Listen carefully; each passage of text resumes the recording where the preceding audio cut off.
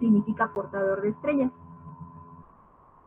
Y los navegantes la miraban para determinar la posición, para saber qué hora era y para saber a dónde tenían que dirigirse. Eso porque estas manecillas se movían para poder determinar,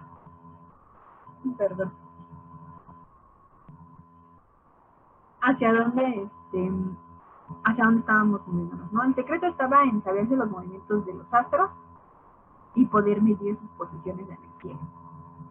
Básicamente era como el de la estima, solamente que sin usar tus manos en el cielo. O sea, ya lo trasladabas al instrumento. El instrumento era tu bóveda celeste y tus manos, por decirlo así, son estas agujas o estas puntas. Obviamente, para poder usar el astrolabio tenías que tener buenos conocimientos matemáticos. Las matemáticas son una base importante para todas las ciencias y en el caso de la cartografía y de la navegación, pues no salen sobrando, ¿no? Teníamos que saber medir ángulos para poder usar el astrolabio de manera adecuada. El cuadrante. Este cuadrante es un instrumento para medir ángulos. Era como muy obvio. La forma es muy nos invitan a que eso es lo que va a ocurrir. Consiste en una placa metálica. Todo esto que ves de amarillo es la placa metálica. Y en uno de los lados hay dos mirillas, que sería el de por aquí. Estas son las mirillas. Para dirigirlo hacia el astro que está, bueno, hacia la estrella que queremos ver. Y este arco, que por aquí, es el que está graduado, es el que nos va a dar el ángulo. Del vértice cuelga un plomo, cuelga algo pesado, que indica la dirección vertical, y la lectura se obtiene de la posición de la cuerda del plomo sobre el arco graduado. Ahora te voy a decir que este cuadrante, a lo mejor nosotros, bueno, no sé, creo que ustedes no lo usan. Ya me dirá la maestra ahí si ustedes lo ocupan, no en nuestra clase, no sé si en recursos, porque nosotros lo usábamos en ecología, pero digamos que es el principio también para medir, que usamos nosotros para medir árboles, usando un transportador con un peso.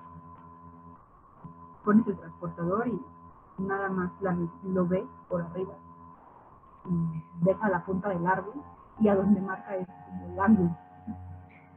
Perdón, aquí es justamente donde usamos el clisímetro. Nos presenté en práctica para que lo vean por lo menos por dibujo y cómo se funcionaba por la burbuja. Sí, el clisímetro. Se me había olvidado su nombre. Pero sí, ese clisímetro tiene la misma, o sea, es la misma función que tiene el cuadrante. Hace exactamente lo mismo. Ustedes ya lo conocieron, la maestra ya se los enseñó. Entonces, bueno, ahí puedes hacer la analogía. En este caso, Adri, perdón. Dime. Los chicos ya lo conocieron, se supone que usaron clisímetros en ecología. Los profes de Quiró, la maestra Ceci, con ellos manejan también ese clisímetro. Ah, perfecto. Pues ya saben de qué estamos hablando entonces. Este clisímetro, ustedes lo usaron en tierra, evidentemente, pero digamos que en mar cambia de nombre mágicamente y se llama cuadrante. Entonces, aquí funciona el cuadrante, pero es para medir el ángulo de las estrellas. Otro de los aparatos importantes, el sextante. Este se ve más complicado de usar, pero aquí te puse una animación, justamente para que veas cómo se ocupa. Este permite medir ángulos entre dos objetos, como una costa y el sol. No recuerdo haberlo visto en ecología. ¿No lo utilizaron? ¡Qué barbaridad! No, creo que no. ¿Medieron ángulos con Pitágoras? ¿Cómo los midieron? Pues obviamente no hicieron el cálculo. Ajá. Ok. Así fue por pendiente entonces. ¡Qué barbaridad! ¿Cómo es que no los usaron? Bueno. Vamos a reclamarles a esos profes de ecología porque es la misma técnica, pero usando nada más el crisímetro. Es lo que hacen en la práctica de campo. Bueno, esa función que ustedes usaron para medir los palos que ocuparon, que se repite el viaje. Eso que ocuparon, en nuestro caso, el crisímetro es, o sea, agarras un transportador, cualquiera de esos de mitad, o sea, no, pueden ser de los de 360, pero puedes agarrar esos que te venden en los chips de geometría normales, le haces un hoyito en medio y le pones un hilito con una piedra, una pesa, ajá, y entonces ya nada más la mira sería, digamos que la parte recta del transportador, la parte curva, que sería esta sección, y ya hacia abajo, o sea, acuérdate que el transportador va así. Entonces la mira sería por este lado, el plomo iría hacia acá. Obviamente yo lo dibujé al revés, el transportador tendría que ir hacia abajo. Entonces mirando desde este punto, tendrías que ver el objetivo, que sería el árbol. Para este caso sería un árbol, ¿no? Entonces, basado en la punta del árbol, pues ya te da el ángulo a la que se encuentra. Y ya nada más tendrías que medir la distancia que hay entre tú y el árbol para poder hacer pues el análisis, ¿no? Bueno, la operación necesaria. Y ese mismo principio que te acabo de describir con el transportador es el mismo principio que tiene el cuadrante. Solo que pues el cuadrante es mucho más grande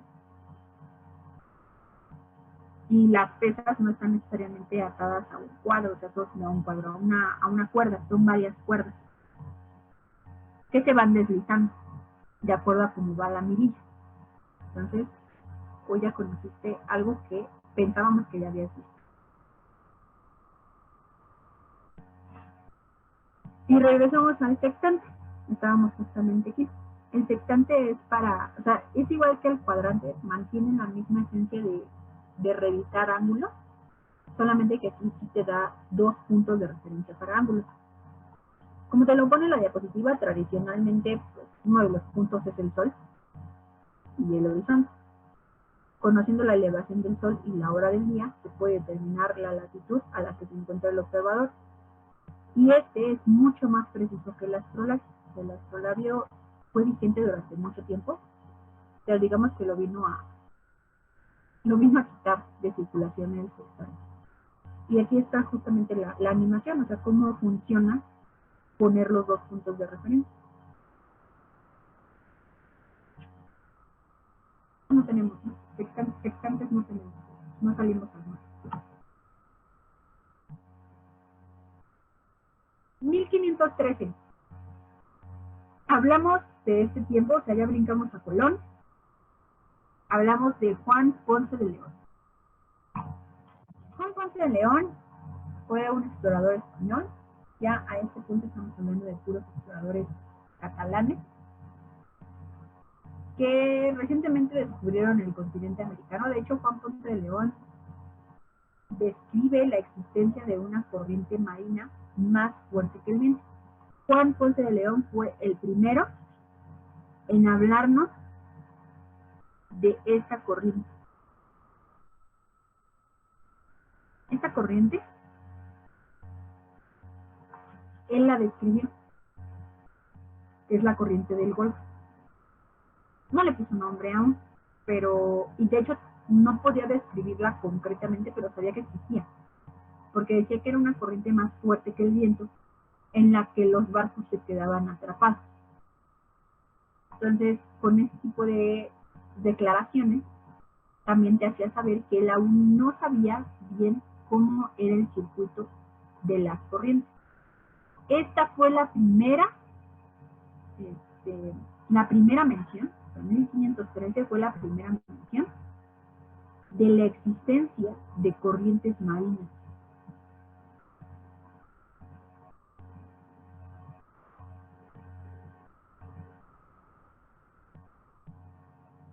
Y 200 años más tarde, obviamente Juan Ponce de León ya se había muerto, no vivió para saber que Benjamin Franklin que digo, yo creo que lo conoces porque es el al que le cayó un rayo por el papalote,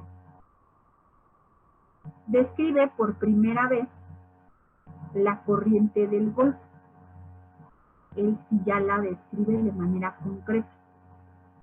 Menciona que tiene una circulación y que lleva agua más cálida, lo que provoca que los navíos que van en esa corriente vayan más rápido, sin necesidad de que haya suficiente viento.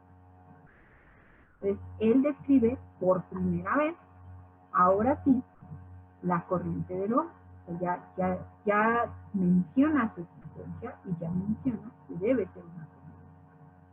Esto pasó en 1713 aproximadamente. Pues fue 200 años.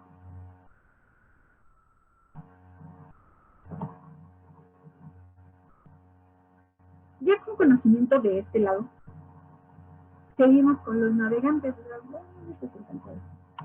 Hernando de Magallanes, navegante portugués, regresamos a la parte de navegantes catalanes, navegantes europeos, que trabajó para la corona española y dentro de sus logros descubrió el estrecho de Magallanes, por supuesto, en 1520, descubrió el Océano Pacífico, al que él le puso el Mar del Sur en 1520, y luego de la muerte de Magallanes, su tripulación, que era liderada por Sebastián Elcano, se convirtió en la primera en darle la vuelta a la Tierra en un barco.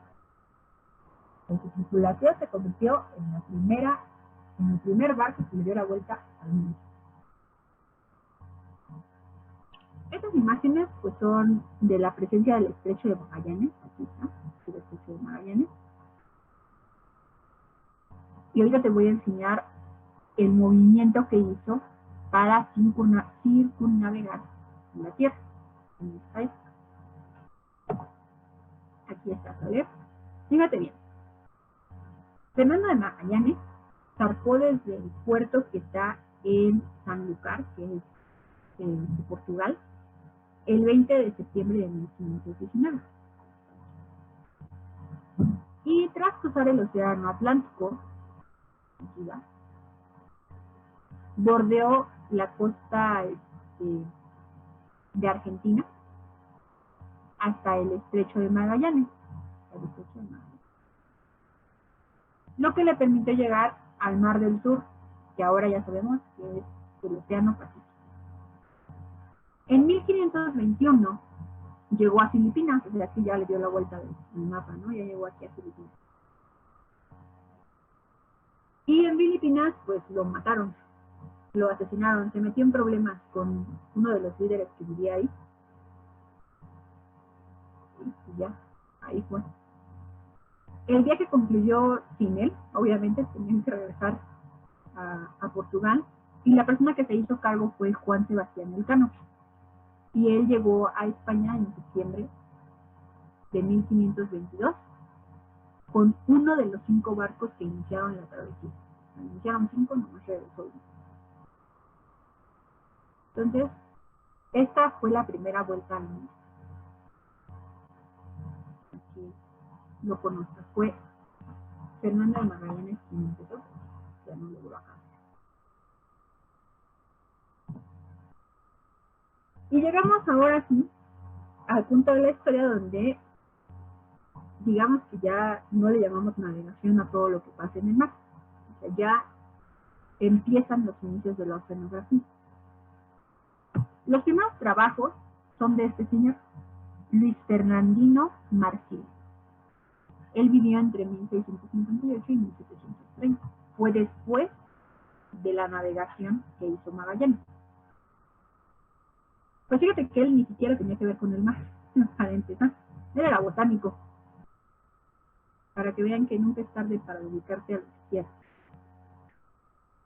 Entonces, él en 1725 publicó su primera obra oceanográfica. ya preparó su trabajo, lo preparó entre 1706 y 1708 y fue publicado hasta 1725, 5 años antes de que se muriera, pero lo logró. Aquí te explico a grandes rasgos cuál fue el experimento de Marsilio, o sea, por qué es considerado uno de los fundadores de la oceanografía. Él determinó las densidades del agua, del mar, a varias profundidades, al menos hasta donde se le permitía con el uso de navíos. Exploró el Golfo de León, estableció el principio de que las máximas profundidades corresponden a grandes alturas de las montañas, situó las mayores ondas del Mediterráneo y confeccionó dragas. Para capturar especies de fauna abisal. Hasta donde ellos consideran abisal, te reitero, o sea, hasta donde la tecnología nos lo permitía, pues él mencionaba que era abisal. Obviamente, y no dejando de lado su formación biológica, pues también revisó la flora y la fauna, y de paso, pues los movimientos del agua. Entonces, él es el primer personaje en la historia considerado oceanógrafo. Y con él se marcan los inicios de la oceanografía.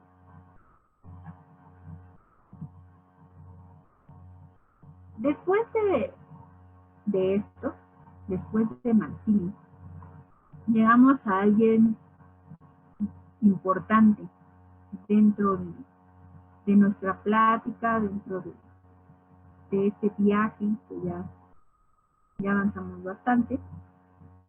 Y llegamos a James Cook. No sé si lo has escuchado, ¿has oído de él? ¿Lo has leído en algún lugar?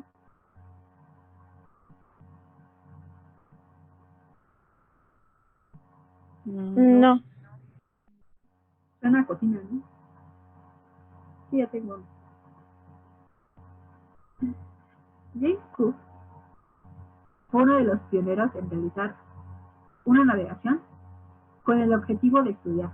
O sea, antes, digamos que descubríamos de casualidad. Ya, pues mira, tengo que irme porque tengo que ir a entregar ese cargamento, pero pues, si observo algo, ya lo anoto y se lo traigo, ¿no? En este caso, James Cook, pues no, él literalmente se embarcó a generar conocimiento. Él sí agarró el campo. Él hizo 3 viajes, propiamente, en el Endeavour, desde Inglaterra, en 1768 al 71. Eso fue lo que duró su viaje. Y realizó otros 2 en el MS Resolution y en el HMS Discovery. Cada uno, el primero del 72 al 75 y el segundo del 76 al 79. Y aquí pues tienen las mismas líneas, ¿no? Las líneas de cómo se está moviendo. Juntados todos fueron 11 años de navegación en las que Cook fue por el Océano Pacífico, contribuyendo en gran medida a acrecentar el conocimiento europeo sobre algunas zonas. Muchas islas, como la isla de Pascua y los archipiélagos de Hawái. James Cook también se tuvo que enfrentar a algo que no te pongo en la diapositiva.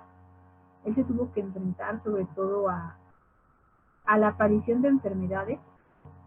La mayor parte de las tripulaciones no terminaban, o era complicado hacer viajes tan largos como los que él hacía, por la presencia del escorbuto. Entonces,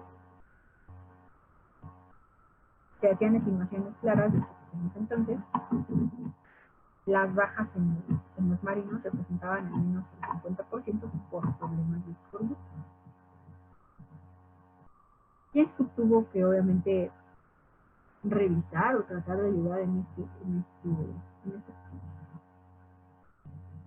a esta dificultad mayor también se encontraba la barrera por la expansión de las potencias europeas. En esta época también había ya problemas con varias de las potencias, particularmente de Gran Bretaña. Estas cuestiones eran tener la certeza real de la existencia de un continente austral el tamaño y la forma de Australia Oriental, porque tampoco sabían muy bien cómo era Australia y Nueva Zelanda, la geografía del remoto Pacífico Norte, aunque Magallanes habló del Mar del Sur, o sea, él mencionaba que era el Mar del Sur porque no sabía realmente cuál era la extensión del Pacífico. Y bueno, la cartografía y la navegación tal cual ya se había expuesto como un problema que tenía que ver también con varias enfermedades, ¿no? Entonces, James Cook, en su viaje, su mayor logro, pues fue la creación de la cartografía naval de las áreas grandes del Pacífico por su gran precisión. Esa fue la razón por la que voy a... De hecho, si te das cuenta, fíjate aquí, todas las bolas que se hizo, solamente para tener realmente certeza de dónde se encontraba cada isla y en qué posición. Él realizó grandes adelantos a la cartografía y calculaba de manera exacta las latitudes y las longitudes. Él aprendió a calcular las latitudes y las longitudes de manera muy, muy, muy exacta. Su viaje más largo, que fue del 68 al 71, es la línea de color azul. Las líneas continuas son de primer viaje, o sea, de ida, y las punteadas son de regreso. El 72 y el 75 fueron las de color verde y las de color rojo, que fue en donde más estuvo dando vueltas en la parte del Pacífico. A finales de este siglo, se mandaron otro par de naves, llamaban Atrevida y Descubierta, nombres que se dieron a los barcos, a unos barcos usados, bueno, en honor a los barcos usados por Cook. Eso de Resolution y Discovery, bueno, traducido al español de España, al parecer es Atrevida y Descubierta. Y serían las encargadas de llevar por el mundo a los mejores científicos de la Marina Española en la circunnavegación comandada por Alejandro Malaspina. Alejandro Malaspina es este. Y esta fue la ruta que él realizó con estos navíos. Ya te bien, salieron de Cádiz y se movieron a través de todas las costas, bueno, de la costa oeste de América hasta Alaska. Y de Alaska hicieron otro viaje más, una vez más recorriendo parte de las costas, moviéndose hacia la parte de Indonesia, Filipinas, toda esa área, para terminar en una de las islas de esta sección de la Polinesia y de ahí de regreso a Asia. Digo, no está marcado, pero de aquí se puede salir. En el siguiente siglo, en 1847, este de por aquí, que es el americano Matthew Fontaine, realiza la primera carta de vientos y corrientes del Océano Atlántico, que ya incluye la corriente que Benjamin Franklin y de León mencionaron anteriormente, que es la corriente del Golfo. Entonces, nuestra primera carta que tiene que ver con corrientes la genera Matthew Fontaine en 1847.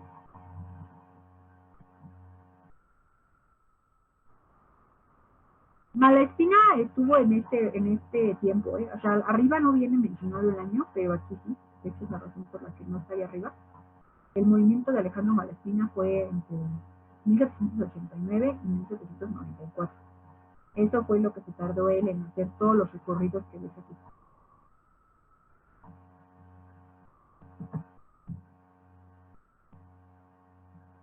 Unos años antes, nos regresamos un poquito, el naturalista Darwin, Charles Darwin, también se embarcaba con la intención de emular otros viajes. Viajes que concluyeron en lo que pues ya todos sabemos, ¿no? En la adaptación de la teoría de la evolución. Darwin viajó en un barco que se llama el Beagle, y comenzó su viaje en 1831. se movió obviamente a través de todo el mundo. Como puedes ver, él también le dio la vuelta. Y en cada uno de los puntos que se detuvo, pues encontró diferentes hallazgos, ¿no? La parte más importante fue cuando llegó a las Islas Galápagos, pues, que habla mucho más de las observaciones que realizó. Además de las expediciones de Darwin y de Cook, llegamos a 1858 con ya otros científicos. Hablamos de la expedición del Challenger. Este es dirigido por White Thompson y él se dedicó a realizar mediciones de temperatura. O sea, Luigi, el antecesor de la oceanografía, ya había hecho esto, pero solamente en un área determinada. En este caso, White Thompson decidió tomar medidas de temperatura, salinidad y la información sobre las corrientes de las que ya se tenía conocimiento. O sea, ya había una carta, entonces ya podíamos tratar de ratificar la existencia de esas corrientes, además de la presencia de sedimentos, y con este tipo de hallazgos se descubrieron cadenas montañosas submarinas. Todavía no podemos hablar de la dorsal, de las dorsales, que ya hemos tratado en algún punto que ya conoces, porque todavía no llegamos a ese punto de conocimiento, solamente sabemos que hay cadenas montañosas y que son submarinas. Los 3 años de expedición que tuvo el Challenger supusieron un adelanto inmenso en el conocimiento del océano, justamente por esto de las tomas de parámetros físico-químicos. Entonces, para este tiempo nosotros ya teníamos los instrumentos necesarios para realizar todas estas mediciones. Esto solamente es como una plática abreviada, ¿sale? Porque podría hablarte aún mucho más. Tendríamos que hablar de la creación de varios instrumentos como el mismo termómetro, pero lo vamos a obviar, eso lo vamos a manejar. Por otro lado, este de por acá es Sir John Ross. Encuentra organismos en zonas profundas del océano, ya no habitables, pero sí más profundas, y concluye que en dichas zonas corresponden aguas de baja temperatura. Mientras que Edward Ford estudia la distribución vertical de organismos y sugiere que la concentración de los mismos disminuye con la profundidad. Ya determinaron que la temperatura baja conforme se es más profundo, pero además llegaron a la conclusión de que conforme más vas bajando, menos va a haber temperatura. Va a haber una estratificación, va a haber una diferenciación de la columna de agua, donde vamos a encontrar más organismos y menos organismos. Y esto también entra dentro del proceso oceanográfico. La oceanografía no solamente se dedica a estudiar la dinámica del agua, ¿no? Tal cual, también tiene que ver con la interacción que maneja con las características químicas, biológicas y biológicas que presentan.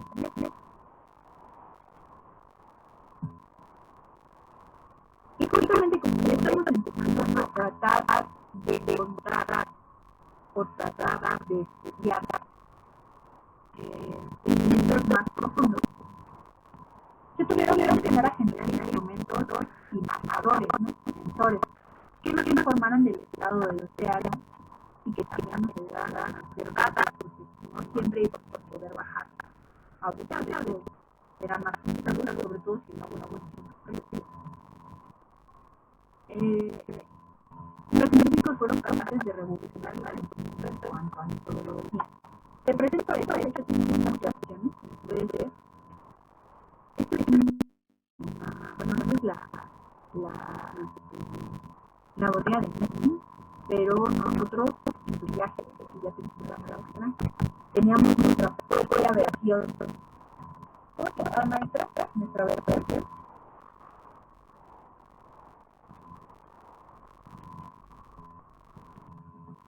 De la botella.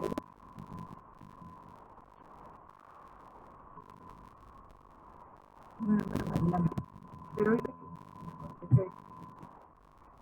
la cosa de esa que enseñó la maestra es justamente una buena de inventar que tiene bastante intentarlo, pero se relacionó a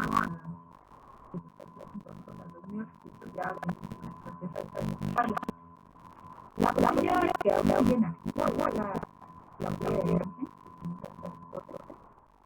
y hasta el luego lo que tiene. Esta lo que hace es sellar, está abierta a los lados, el lado abierta, la tiras al mar y cuando jalas del fondo toma la mala de agua y ya la ves. Este es el principio. Esta por ejemplo de aquí está en horizontal. Pero eso de poder se puede en vertical. De hecho, la original en Tata solo hay diagrama. Y esta es la versión de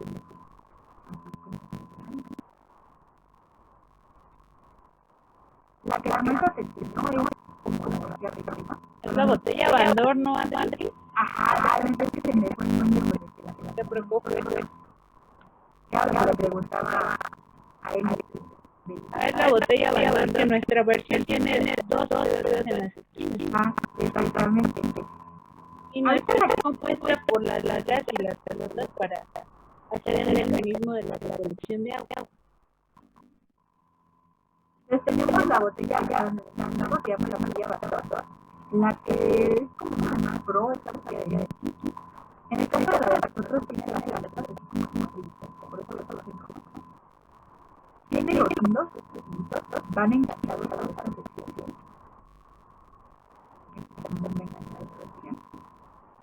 Y justamente lo que hacen cuando nosotros jalamos la cuerda es liberar la cancha y liberar las pelotas. Las pelotas las pegan para la corriente, por supuesto tienen para que se seque. No está de más decir que obviamente la botella es cara, es la verdad por la que tenemos para adaptar. Pero ya no te preocupes.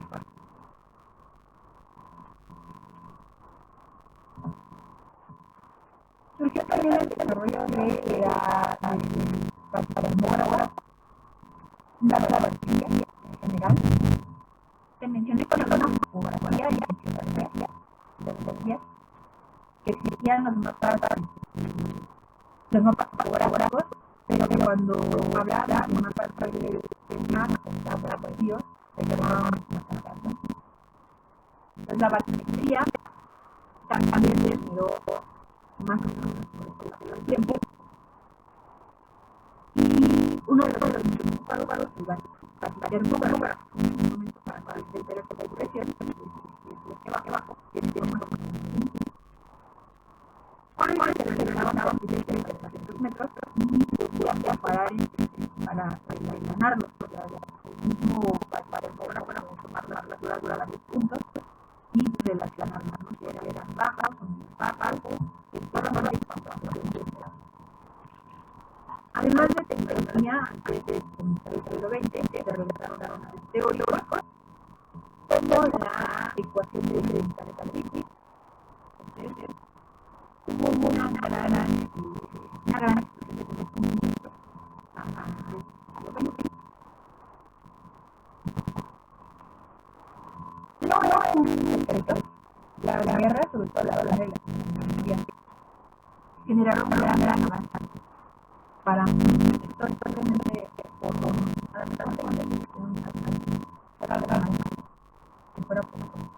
una guerra internacional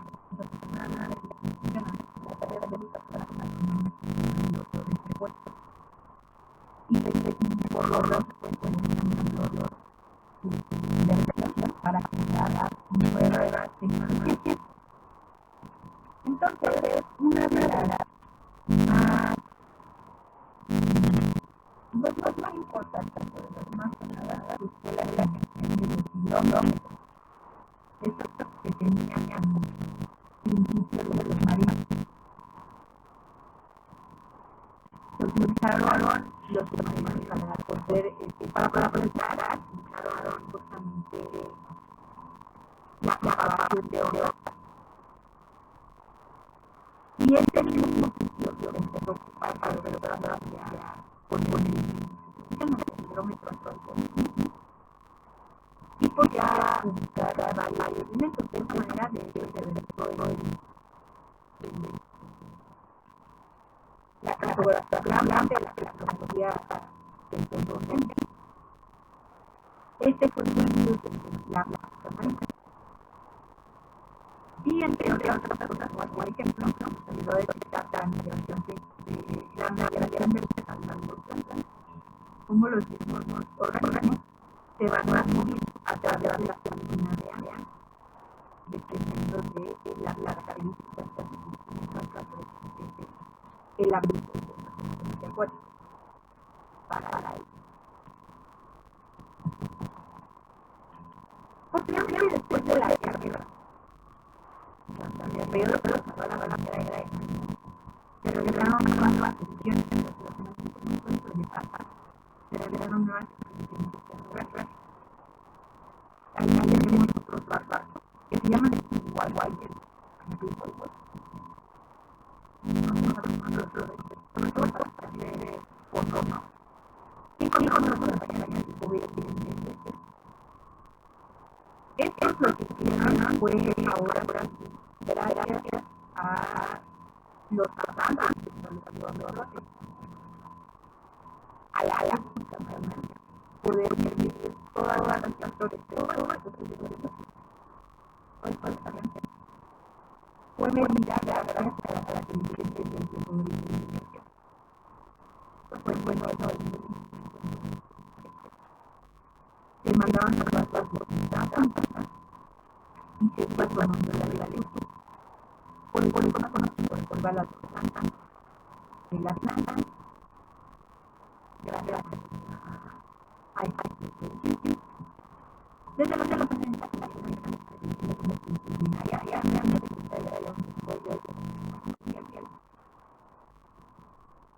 y entre otras grandes por la calidad de educación más tener más sobre los productos de las estudiantes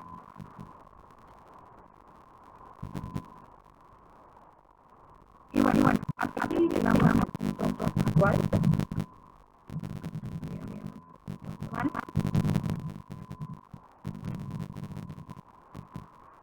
donde pues volvamos caminando la era de la digitalización digital con el auge de la inteligencia artificial con los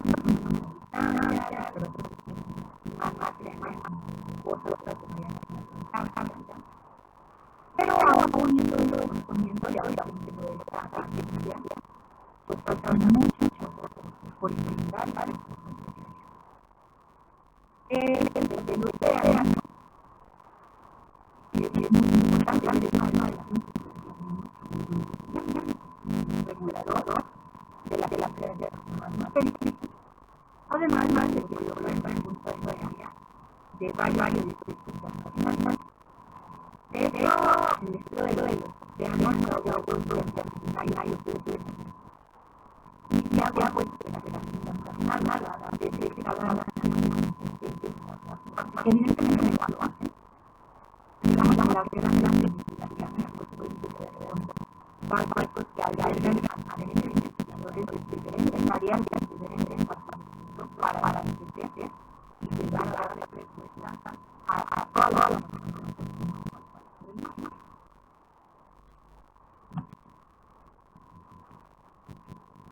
así llega a la investigación tiene que pasar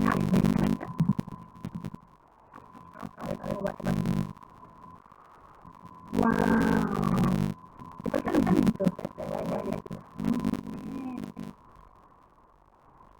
el que de 1958 con el de esto estaba ahí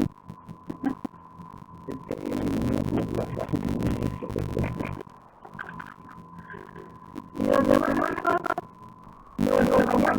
de hablar desde el celular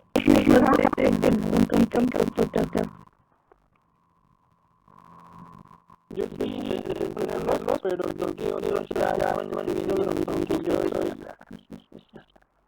pero para la había gente que estaba haciendo yo también estoy haciendo cosas falta cargar bien tal. Se quedan bien 168. Entonces, falta la toma de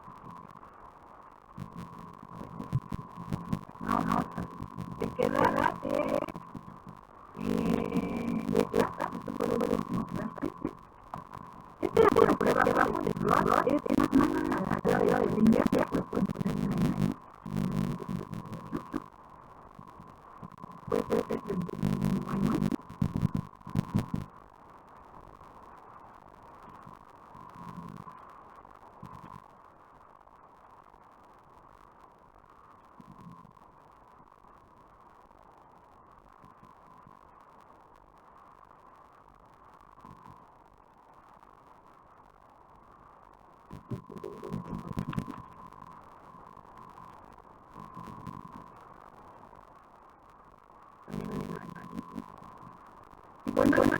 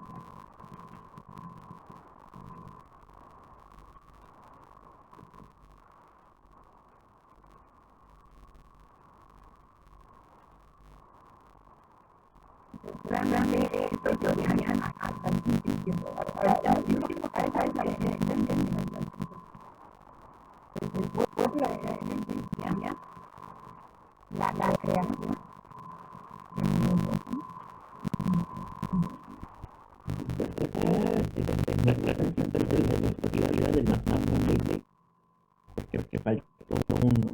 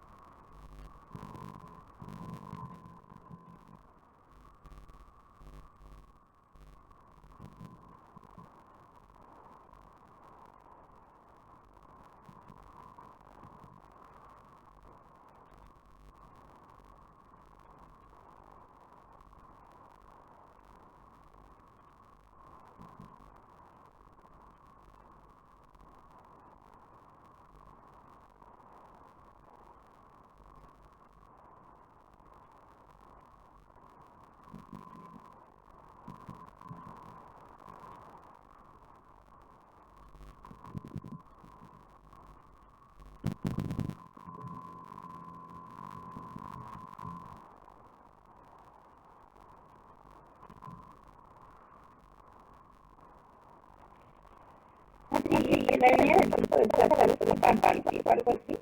Es la idea. Se queda tan padre. Se puede bajar el nivel de calor.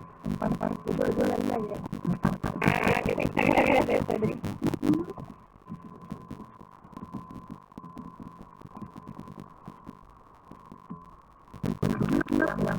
La Primera Guerra Mundial. Porque fue importante en la conquista de la Unión.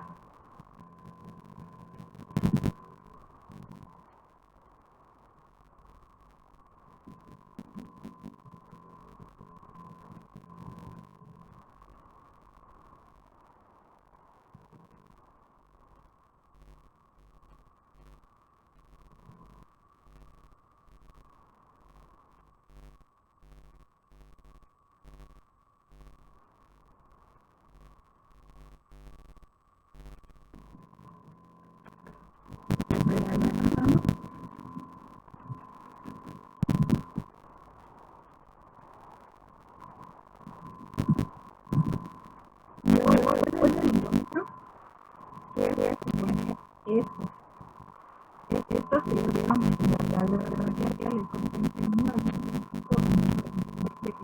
que fue el COVID y en el 18 y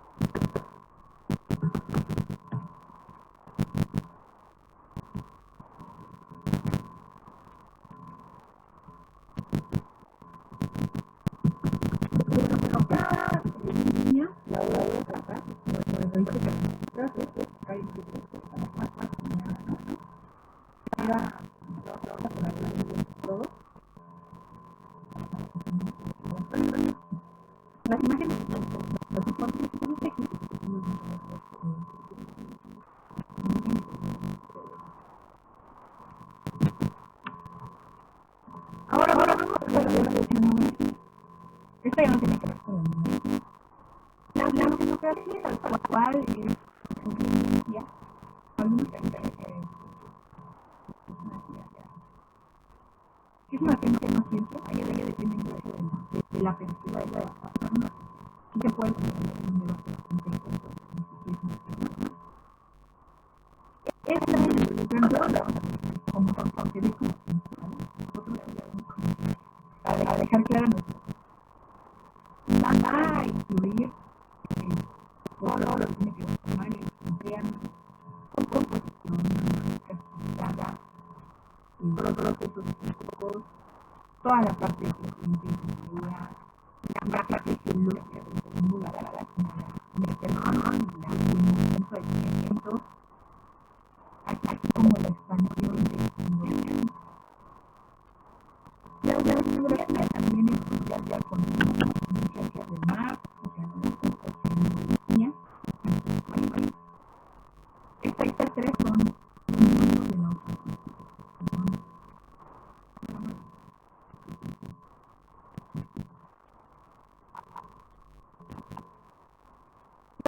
para cambiar va a tener diferentes ramas.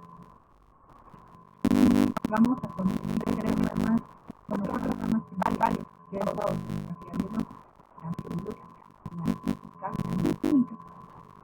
Puede dar una idea de qué trata cada una de las ramas. No hay no tendrías que imaginar demasiado, y de hecho seguramente ya con intenciones es algo recorrer. Vamos a hablar de cada una de estas de siguiente. Cuando muy rápido y se puede anotar, por favor, no puedes tener.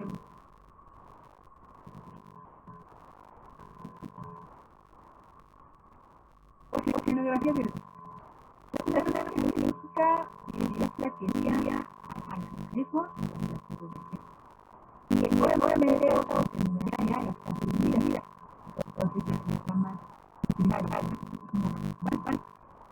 Tenemos la oceanografía geológica, que es justamente la que estudia los procesos de aguas abiertas lejos de la costa y fuera de la plataforma continental. La oceanografía ártica, que estudia procesos que también son biológicos cercanos a la costa, o sea, a diferencia de la pelágica, que es lejos de la costa, esa es cerca de la costa, ¿no? Que las palabras claves son estas, ¿no? Y que además están en la plataforma continental. La oceanografía sería algo como lo de aquí. Esto de los arrecifes sería oceanografía merítica. De hecho, no sé por qué dicen nada. Y nadie me corrige que son museos.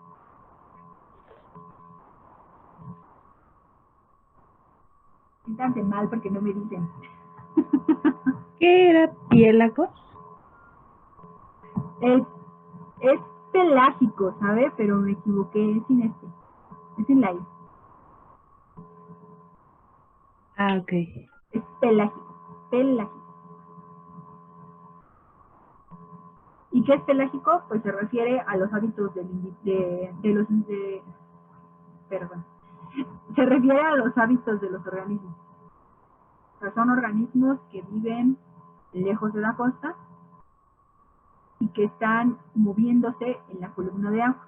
O sea, no están en el suelo, bueno, en el fondo oceánico, no están en el fondo. Están ahí nadando. A eso se refiere con pelágico. Los neríticos son los que están en las costas. Les digo, como estos de por acá, ¿no? Como los de los arrecifes, esos serían oceanografía nerítica. La bentónica son los que ocurren en el fondo marino, como los de aquí. Son organismos que solamente viven en el fondo, o sea, no nadan en la columna. Se arrastran, se mueven por ese lugar. Y la oceanografía demersal, que son procesos biológicos que ocurren en el fondo marino, o sea, no en la superficie, en el fondo. Término usado especialmente en pesquería. O sea, estos demersales son peces que, por ejemplo, nadan, pero nadan pegados al fondo. O sea, ahí es en donde se ubican. A diferencia de los bentónicos. Los bentónicos no nadan sobre el fondo, o sea, van arrastrándose en la superficie del fondo. Entonces, esa es la diferencia entre un bentónico y un demersal.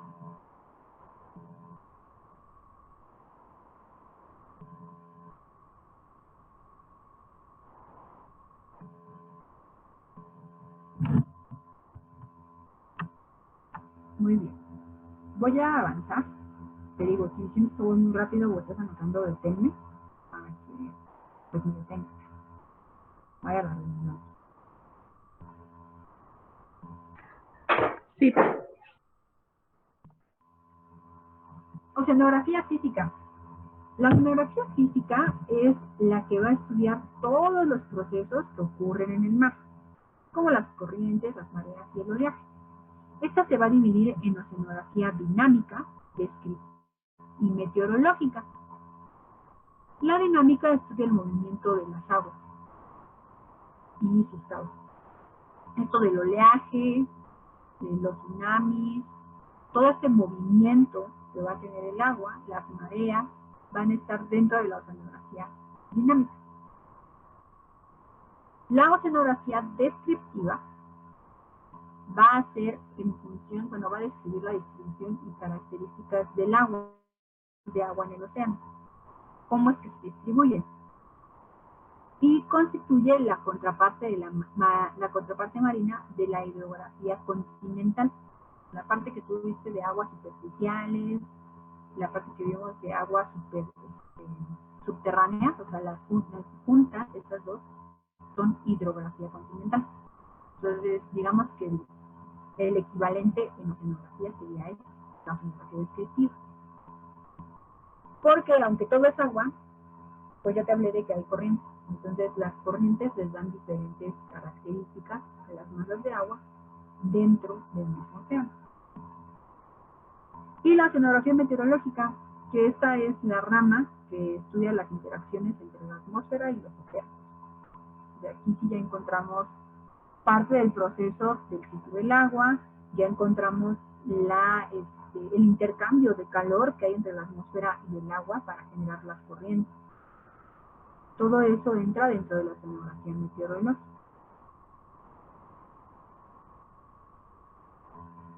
Entonces, el mar tiene muchas perspectivas desde donde puedes estudiar.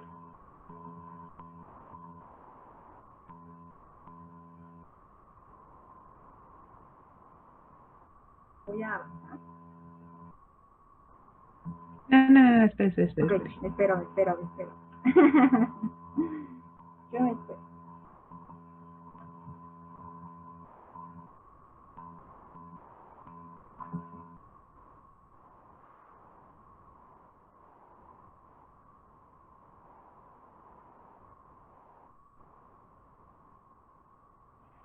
Ya. Ok, perfecto. Oceanografía geológica. Esta estudia procesos que afectan a los océanos, o sea, cómo es que la parte geológica afecta al océano. Y aquí tenemos dos procesos muy marcados, que es la sedimentación marina, que es justamente la parte que estudia el transporte y depósitos. Todo esto lo vimos, pues justamente un poco en la formación de rocas sedimentarias, o sea, hablamos un poco sobre este transporte y este depósito. Y también creo que lo mencionamos de manera muy rápida en geología y en fisiografía. O sea, fue muy rápido, pero sí lo mencionamos. Entonces, en este caso, la parte que se dedica a estudiar este segmento, pero solamente en la parte marina, es justamente la oceanografía geológica. Y por supuesto, los procesos costeros.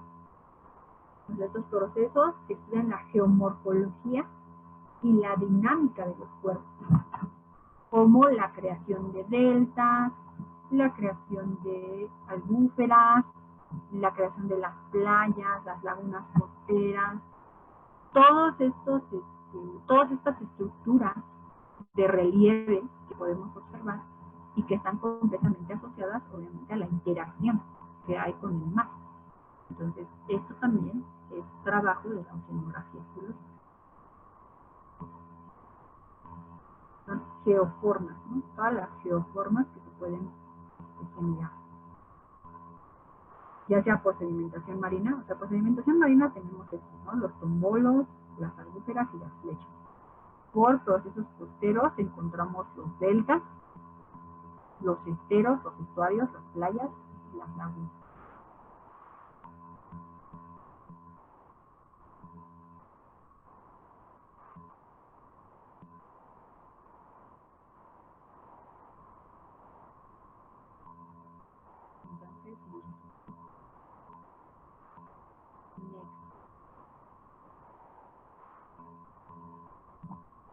Oceanografía química. La oceanografía química, pues literal, va a estudiar la composición que tiene el mar, hablando de componentes disueltos, particulados y las interacciones y efectos que tienen. Aquí es en donde sobre todo hablamos de contaminación, que es donde se trata el tema de la contaminación marina, donde hay una notoria alteración por lo que nosotros vertemos en cover, ¿sí? en las aguas. Literalmente, digamos que la demografía química tiene mucha de su razón de ser por nuestra culpa, por los efectos antropogénicos que tengamos sobre el ambiente. Derrames de petróleo,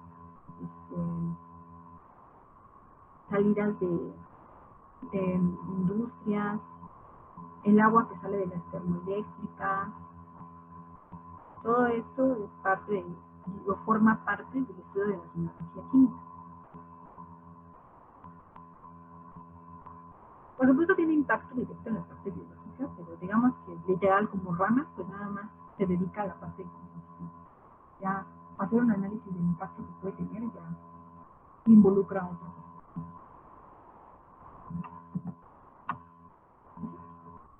Ahí terminamos. No sé si tienes dudas o preguntas sobre lo que platicamos hoy. ¿Dudas o preguntas, chicos? La oceanografía biológica era la oceanografía verde o algo así. No tenían colores, pero puedes No, ponerle en verde. es que algo así había escuchado. Ah, ya. La fotografía biológica es la que está en verde, sí. Sí, le ponen así a veces oceanografía verde, pero digamos que la oceanografía verde es una combinación entre la biológica y la química.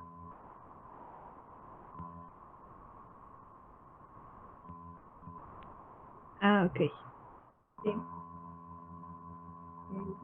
¿Alguna otra pregunta, chicos? ¿Alguna otra duda, pregunta?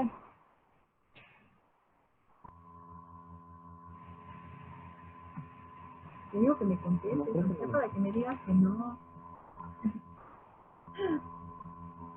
No, No, profesora. Creo que no, todo está pero bien. Sí, imagínense, me siento solita. No, díganme, no, no. Maestra, maestro, algo que quieran